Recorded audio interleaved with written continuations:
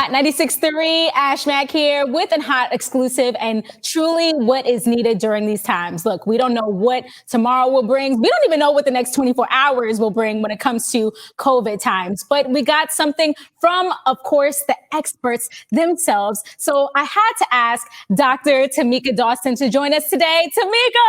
Hello! How are you? Good, good. Thank you so much for joining me and really having this overdue conversation. All right. Well, thank you for having me. Now, we're talking about flu season, how flu season really looks like during COVID times. And is it any different or, should we be more frightened, if anything? Yes, in a way. We should be a little more frightened. So researchers showed us that, if we look at what's going on in Australia, they've already had their flu season. They've actually done pretty good. And the only reason is because they're wearing their mask and they're staying away from each other. So if we keep doing what we need to do, I think we'll be fine. The biggest concern is if we're not doing that, we're not wearing our masks, we're not washing our hands, then we're going to be a little concerned. So the big thing is keep doing what you're doing, wear your mask, wash your hands, stay away from people, especially stay away from large groups of people. I think we'll be all right.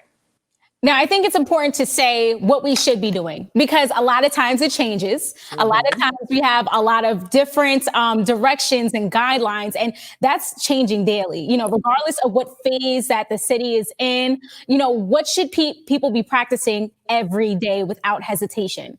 Without hesitation, you need to be washing your hands for at least 20 seconds, using your hand sanitizer and wearing your mask, especially if you're going out or you're going to be in crowds. I know we're voting right now. I voted on Wednesday. Go out and vote and make sure you're wearing your mask and staying 6 feet away from everybody else.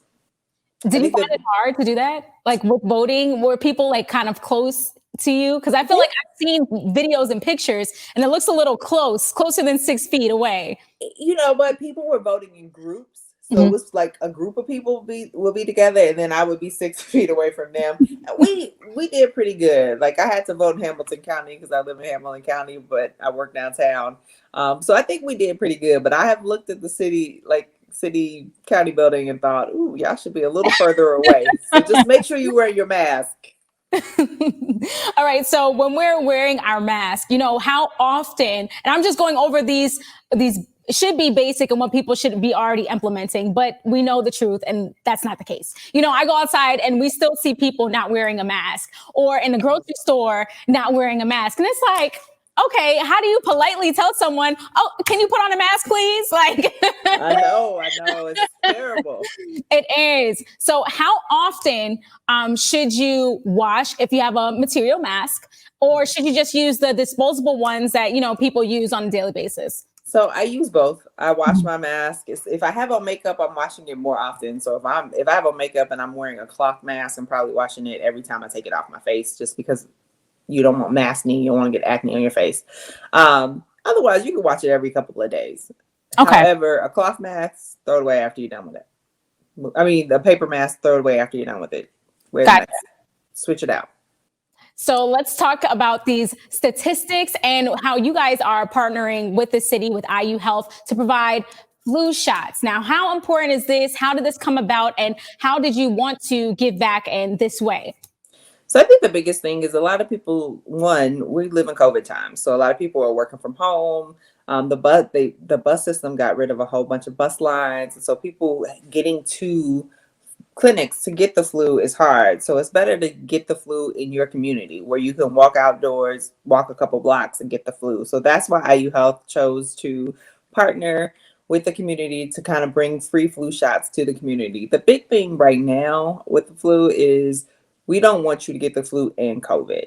We already have one pandemic. We do not want another one. And so if we can decrease the amount of people that get the flu this season, we then free up our hospitals and our clinics for those COVID patients. So my biggest thing is just go out and get that flu shot. Now, this is coming from someone that has never gotten a flu shot ever. That's me. I've never gotten one. I've always been nervous about it because, and please correct me if I'm wrong, but from what I've always heard or researched, it's like there is a certain amount or a portion of the flu shot that has to be inserted into your body in order for it to be immune. Like what are the details? Can you make me feel better if I have to get the flu shot? Help So me. when they are giving you the flu shot, they're not giving you the flu. Okay. So that's the biggest thing. People are always like, "Oh, I got the flu shot, and then I got sick after the flu shot." Right. Well, it's giving you antibodies, so it's just similar to what people are talking about with the COVID vaccine that they're trying to come up with. They want to give you antibodies to help you fight the flu. So your body does react to that a little bit sometimes. And so you got to make sure that you are also, taking care of yourself, but you're not going to get the flu. I promise. You won't get the flu from getting a flu shot. They're just giving you antibodies. They're not giving you a live virus. Okay. And Okay. if you've never gotten a flu shot before, this is the 1 year I'm gonna ask you to do so. 1 year. The 1 year. All of it with everything that's happening, it makes me nervous. You know what I mean? Like how should I truly function during COVID? Now we're entering and currently in, being sick, flu season. What are the best practices to truly navigate through it all? I think the best thing to do is to try to stay as safe as possible. Stay home, stay away from large groups. I think the biggest thing is we have to watch the numbers. You see the numbers are going up in Marion County. We know that, our mayor has come out and talked about, not essentially not going out on Halloween, not doing some of that stuff. And that may be hard, but if you stick to your family or try to do something inside, it's harder. And we knew that the numbers were going to go up when we came inside. So as soon as it got cold, those numbers were going to go up. Well, if we can try really hard to keep those numbers 5% or lower, we're doing pretty good. And so my biggest thing is try not to go out in groups, try to stay safe, make sure you're wearing your mask and making sure you staying 6 feet away from everybody.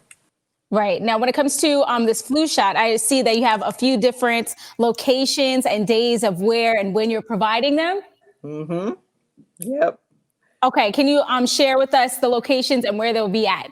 So they just had Flanner House yesterday. And then I think they have one next week. And I'm pretty sure it's gonna be a little warmer and not so rainy. And I hope so. I want to say Radio One is gonna be there. And I can't think of where it's at next week, but at the Urban League, 777 that's right. Yes, Indiana Avenue. So, you can get your fresh fruit, your fresh veggies, and a flu shot. There you go. Get the flu shot. It's free. It's free. Now, since it's free, do I have to bring anything with me, or any documentation? Do I need, or just my ID? Like, how do I get this flu shot? I would at least bring your ID. You shouldn't need a whole bunch of documentation. They'll probably make you sign a consent form to get it. But it's free. You won't need any money. Just bring your ID and hope. And if you want it recorded for something else, make sure you bring your shot records too. Okay.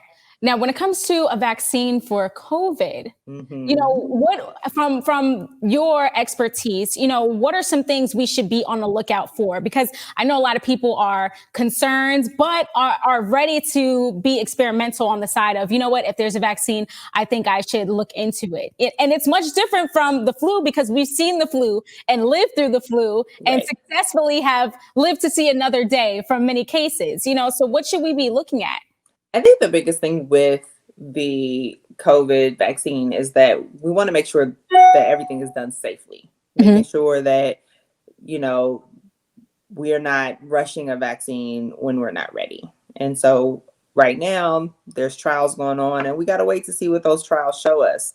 We don't want to rush and think, oh, we got to do this really quick. Let's make sure we're doing it safely so that when we are giving this vaccine, I can tell you, just like I'm telling you with the flu, that you should go get it. Not that you shouldn't go get it because it hasn't been tested appropriately. Right. So when it comes to what the flu and who targets the most, we've seen how COVID has attacked or has most cases within, I would say, senior citizens, especially when we first learned about COVID. So when it comes to the flu, what are you seeing the most cases and who are you seeing them with?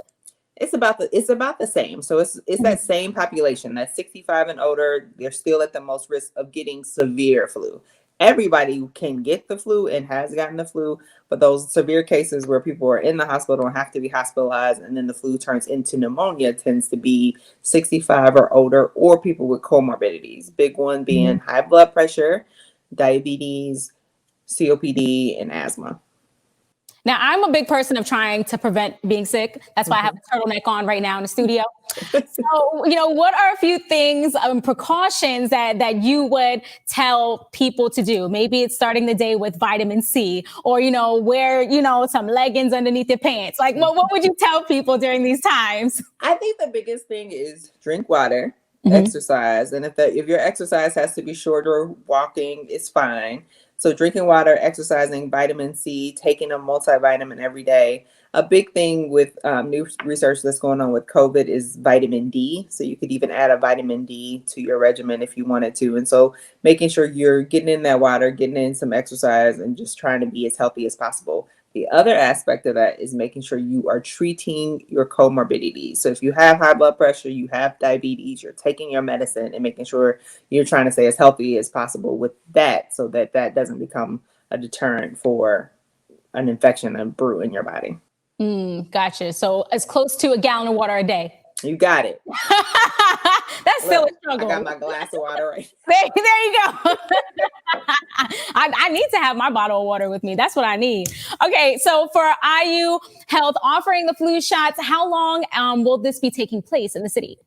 From what I've heard, it was going to go on for 6 weeks, about 6 weeks, so 4 to 6 weeks. So I think it's going to be the next 3 or 4 weeks is going on. Okay, cool. So I'm going to read off a few other locations of where this will be taking place at. Next Tuesday, which is October 20th, will be at the Urban League, 777 Indiana Avenue. That is going to be from 10 a.m. to 3 p.m. St. Monica Catholic Church, that will be taking place Sunday, October 25th from 9 a.m. to 3 p.m. And that's 6131 Michigan Road and La Plaza, Friday, October 30th. That's from 11 a.m. to 4 p.m. And that's at 8902 East 38th Street. So what else, can we look forward to in the sense of giving back when it's really coming to Halloween? When it comes to flu season and Halloween, maybe, people might be safely trick-or-treating with trunk or treats, or people are just doing it within, a few friends and family gatherings. What should we be really mindful of if we choose to do those things? If the numbers are going up, be mindful of being in big crowds. So trick-or-treating may be off the table, especially in Marion County, as the numbers are definitely starting to really skyrocket. So get with some friends that you're close to. Maybe some kids, your kids are back in school. All our kids are getting back to school. Maybe a couple of their classmate friends do a bonfire or something outside. Oh, that sounds like nice. That sounds like fun. Good time. I know. So you want to do something outside, and so you're not exposing everybody to the inside and being so close together. You can be 6 feet apart outside. And so maybe doing a little bonfire with a few people that you're close to and that are social distancing like you are. Okay, perfect. Well, are there any last remarks you would like to leave with us, Dr. Dawson? My biggest thing is be safe, y'all. Please wear your mask, wash your hands, and try to stay as safe as possible. Staying as safe as possible. These are the things you're implementing at home? That's right. Same for me, because I haven't seen any of my friends or family either. I'm like, okay, sorry, y'all. I'm going to have to just stay inside for now. And it's terrible. I don't go anywhere. I feel like I'm really staying in for real. Listen, same here, especially since it's starting to get cold. Now it's like, okay, really, what is there to do? Nothing at all. But, I feel safer that way. So it's about comfort and boundaries. And honestly, I'm not putting my health at risk. I agree. Very good. That's the last thing I want anyone to do or our listeners to do. So thank you, Dr. Dawson, for joining me today. And I'm going to need you to call in for some, of course, stats and facts. That's what we're going to call it. Stats All and right. facts. I like it. All right. Thank you so much for your time today. Get more details at hot963.com for where you can get your upcoming free flu shot. Thank you.